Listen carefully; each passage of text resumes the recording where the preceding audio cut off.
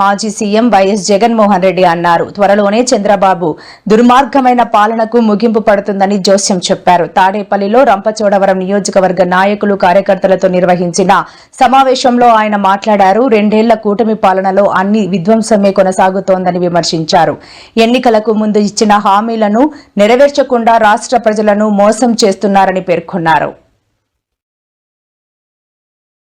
ముందు జగన్ ఇచ్చేటివే కాదు, జగన్ కన్నా ఎక్కువ సూపర్ 6లు సూపర్ 7లు అన్నారు. ప్రతి ఇంటికి బాండ్లు పంచారు. ఆ బాండ్ల మీద పవన్ కళ్యాణ్ ఫోటో, చంద్రబాబు నాయుడు గారి ఫోటో, మళ్ళా వాళ్ళిద్దరు సంతకాలతో పాటు ఓ రావడము, మీ ఇంట్లో ఇంతమంది ఆడవాళ్ళు ఉన్నారా, 18 సంవత్సరాలు నిండిన వాళ్ళు ఉన్నారా, అటైతే మీకు నెల మీకు 1500, మీకు 1500, మీకు 1500.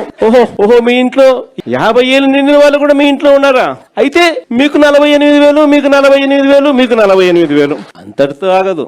మీకు ROFR పట్టాలు ఉన్నాయా, మీరు రైతులా, అయితే నీకు 26,000, నీకు 26,000, నీకు 26,000. ఈ రోజు 18 ఏళ్ళు నిండిన ప్రతి అమ్మాయికి, ప్రతి అక్కకు, ప్రతి చెల్లెమ్మకు నెలకు 1,500 రూపాయలు చొప్పున, సంవత్సరానికి 18,000 చొప్పున, 2 ఏళ్లకు ఇప్పటికే 36,000 బాకీ. పిల్లలందరికీ నెలకు 3,000 రూపాయలు చొప్పున, సంవత్సరానికి 36,000 చొప్పున, ఈ 2 ఏళ్లలో 72,000 ప్రతి పిల్లాడికి నిరుద్యోగ భృతి కింద బాకీ. 50 ఏళ్ళు నిండిన ప్రతి అక్క చెల్లెమ్మకు ఈ 2 ఏళ్లలో నెలకు 4,000 రూపాయలు చొప్పున, సంవత్సరానికి 48,000 లెక్కన, ఈ 2 ఏళ్లలో 96,000 బాకీ.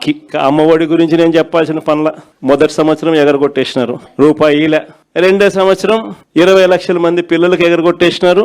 మిగిలిన వాళ్లకు కొంతమందికి 9,000, కొంతమందికి 8,000, కొంతమందికి 10,000, కొంతమందికి మాత్రం 13,000. రైతు భరోసా గురించి 2 ఏళ్లలో ఇవ్వాల్సింది పిఎం కిసాన్ కాక 20,000 ఇస్తానని చెప్పి అప్పుడు చెప్పాడు. అన్నదాత సుఖీభవ అని పేరు పెట్టాడు. 2 ఏళ్లలో ఇవ్వాల్సింది 20,000, 20,000, 40,000 అన్నదాత సుఖీభవ కింద. 2 ఏళ్లకు కలిపి ఇచ్చింది కేవలం 14,000, బాకీ 26,000. ఇలా ప్రతి అడుగులోనూ కూడా.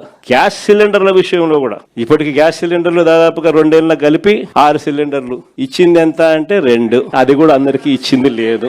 ఈ మాదిరిగా ప్రతి ఇంట్లో కూడా చంద్రబాబు నాయుడు గారికి, ఆ కూటమి ప్రభుత్వానికి ఎందుకు ఓటేసాము, జగన్ను ఎందుకు పోగొట్టుకున్నాము, వైఎస్ఆర్ కాంగ్రెస్ పార్టీని ఎందుకు పోగొట్టుకున్నాము అనే చర్చ ఈ రోజు ప్రతి ఇంట్లో కూడా సాగుతా ఉంది.